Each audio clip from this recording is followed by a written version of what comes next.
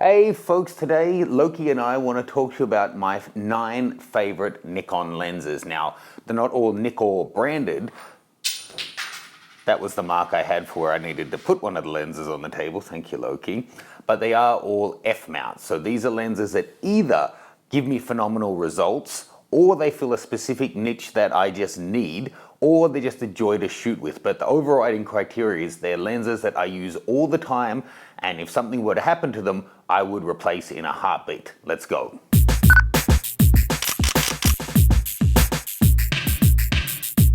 Hey folks, before we jump into this, head on over to my website. You can download my gear buying guide that covers all different brands of equipment that lets you know my thoughts on all the equipment I've tested over the years.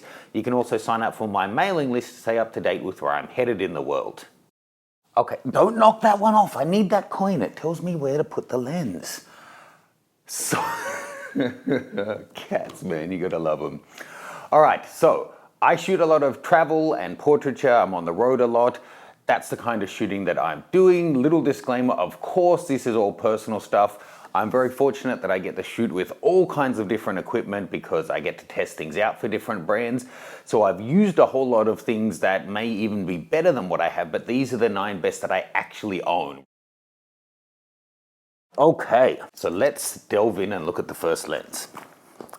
First up is the Tamron 150-600. This is a fantastic value lens if you're looking for long reach. If you're shooting things like safari, at the start and the end of the day, yes, a faster aperture is great. Depending on the environment, if you're trying to isolate subjects, then yes, a faster aperture is good. But here, the trade-off for something being so reasonably priced and so light for such a good range, it's really great. This is the Generation 2. It is noticeably better than the Generation 1. The VC works fantastically well. And stop down, even just to stop, you're getting really, really great image quality. Now, a lot of the lenses I'm talking about in this video, I've actually done standalone videos on before. So where that is the case, I'll throw a card or a link below. Next lens is another Tamron, the 70-200.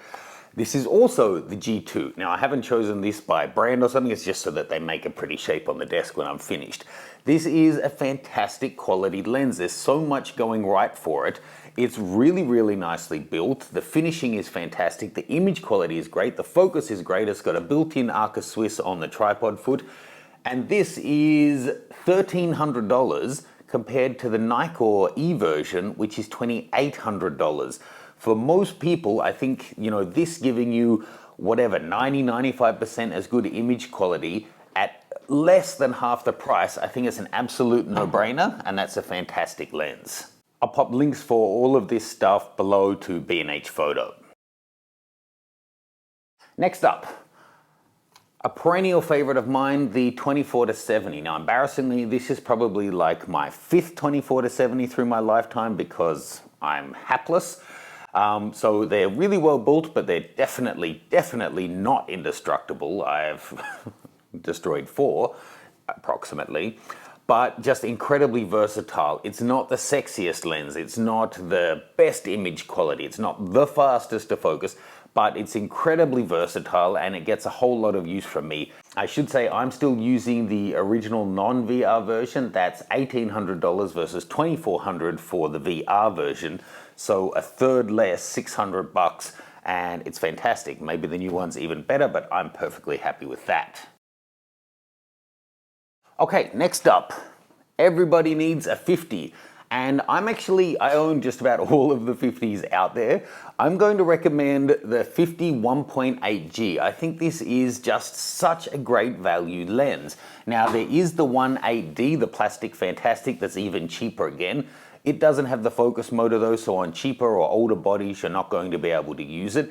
And I think the extra you pay for this one is really worth it in terms of image quality, its silent operation, and how fast it focuses. The 1.8D is still fine though. I'm actually filming with it right now, but I would actually opt for this one. This guy is coming in at $215 versus $450 for the 1.4G. And I really don't think this is a phenomenal lens. Side by side, if you're giving me the choice of these two, even if price weren't an issue, I weren't having to pay, I would most likely go for the 1.8G these days. Having said that, if you're flexible a little bit on your budget, the Tamron 45mm 1.8G is stabilized. This is currently up at $400. It was $600 at B&H, and the image quality is better than both of the Nikons, and it has stabilization, so that's really nice.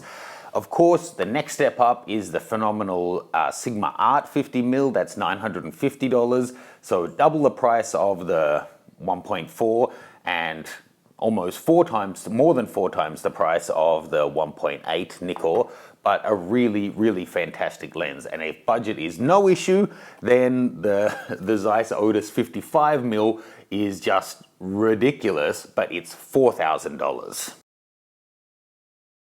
Next up, and you must be starting to get a little bit impressed with how much this little bag is carrying, my magic camera bag.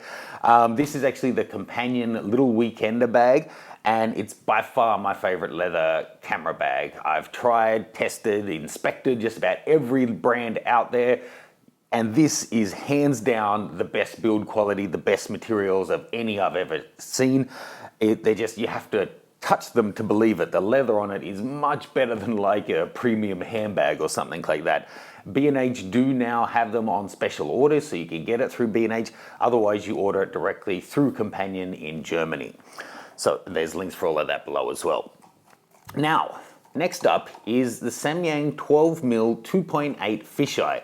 Now, I don't do a whole lot of fisheye work, but occasionally there's a shot that will really benefit from it, and I'm really thankful to have that one in my kit.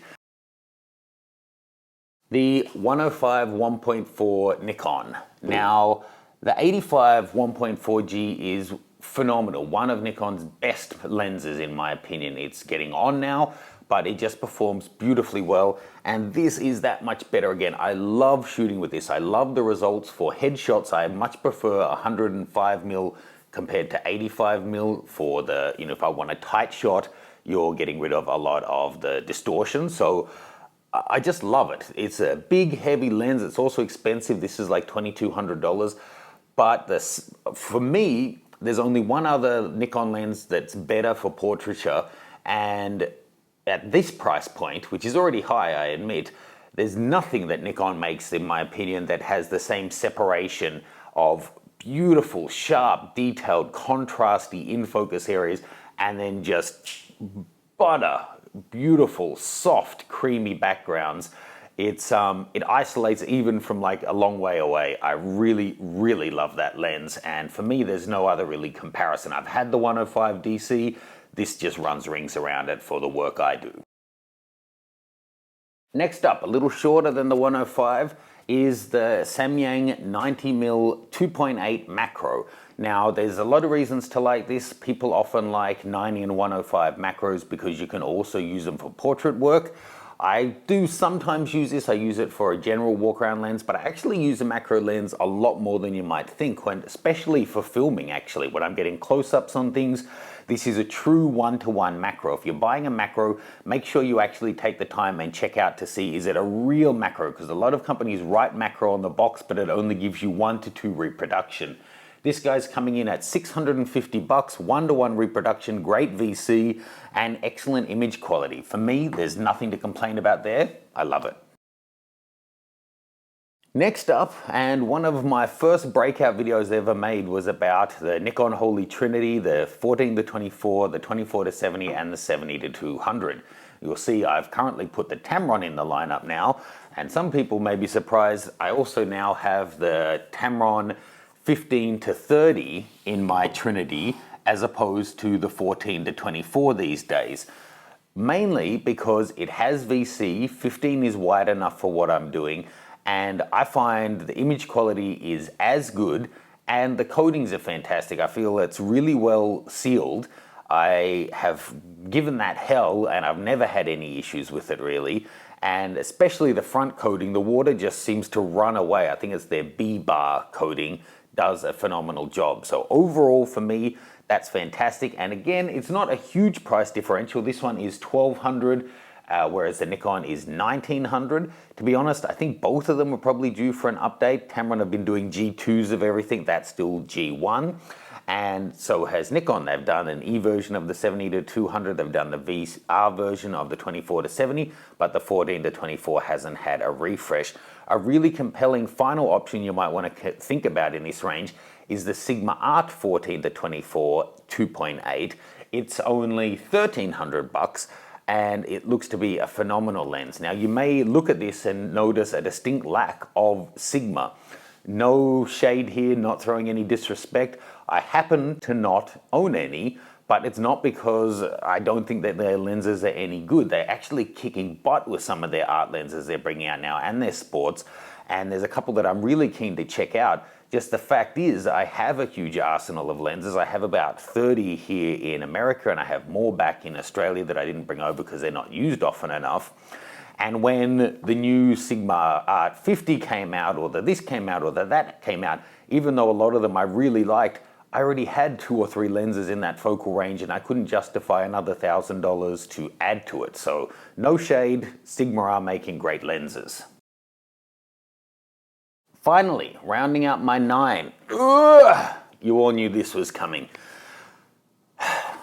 This is a couple of pounds worth of happiness for me. The 200mm f2 version 2, it's just phenomenal. I love everything about it.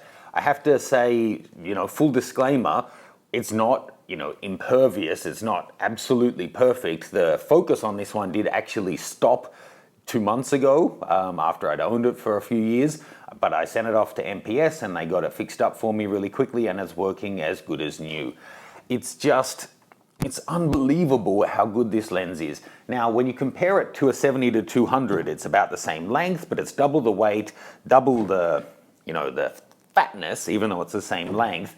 But without all of that flexibility, you don't get the 70-200, you only have a 200 on the nose, and it only gives you one extra stop of, aperture, 2.8 to f2. So how can you justify this being $5,700, so more than double the Nikon and 4 or 5 times the price of the Tamron? How can you possibly justify that? Well, unless you've got the budget for it, you can't. But if you do have the budget for it or you're able to save up for it, the results this gives are just out of this world. Everything I said about the 105, this is even better. Every time I've done a X versus Y blind test of lenses and put it out to the audience, it's been overwhelmingly that this is the lens everyone chose. I'll throw a card above to the Nikon portrait lens shootout that I did with Kay a few years ago, and you can see that. I should say though, you get your versatility on that lens by adding teleconverters. I can throw on the 2 times, this is the version 3. This combo, you don't lose much in the way of image quality. Of course you do a little, but it's acceptable. And then that takes you up to a 400 f4. Still a really respectable number that you're getting there. Gives you that extra reach, still blazing fast, beautiful image quality. For me, that's a great option.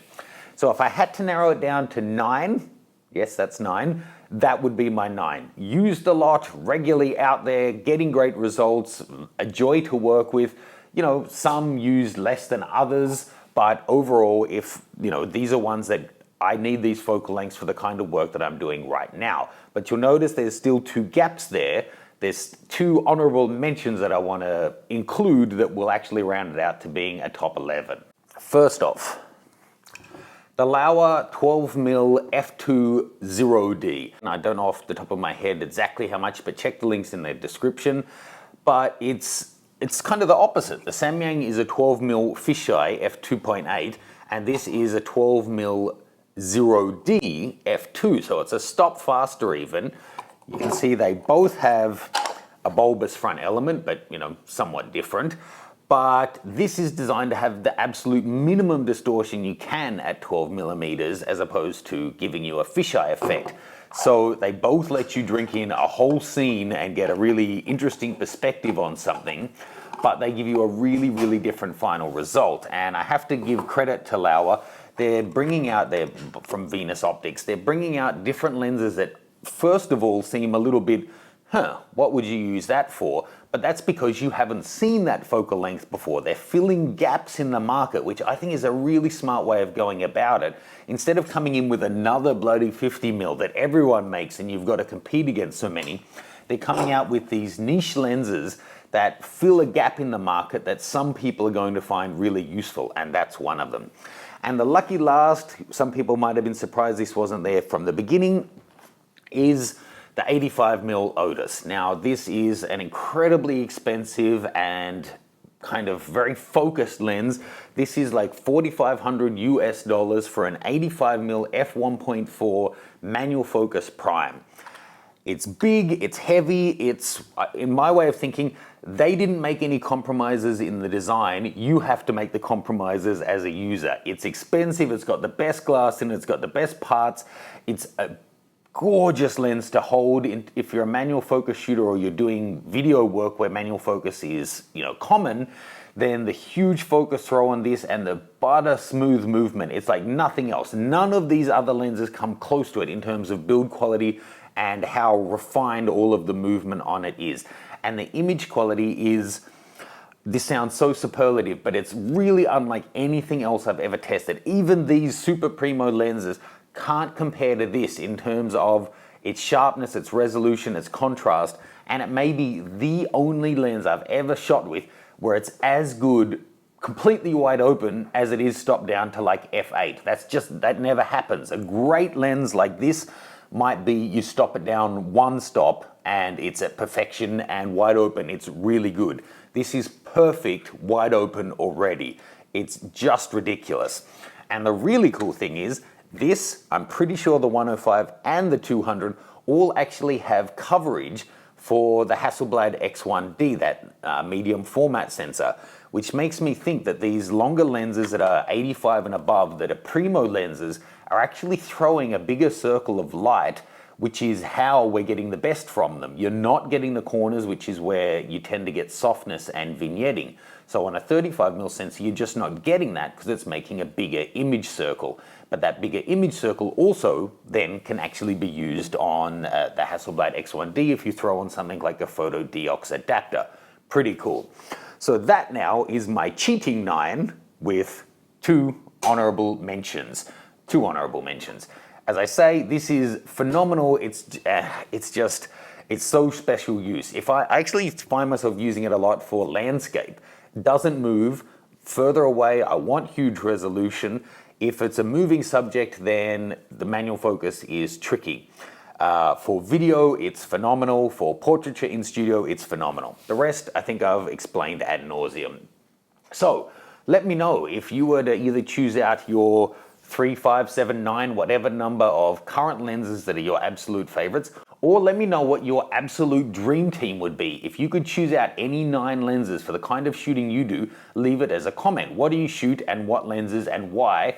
It could be a really interesting discussion. Do check out all of the links below. And I should say, if you want to rent out any of these different lenses, head on over to Lens Pro to Go. You can go and check out my list of recommended stuff. And if you use the coupon code GEAROUT15 on checkout, you'll get 15% off your whole order anywhere in mainland America. They're great guys to deal with. I get all my rentals for them, so do check them out. I'll see you soon.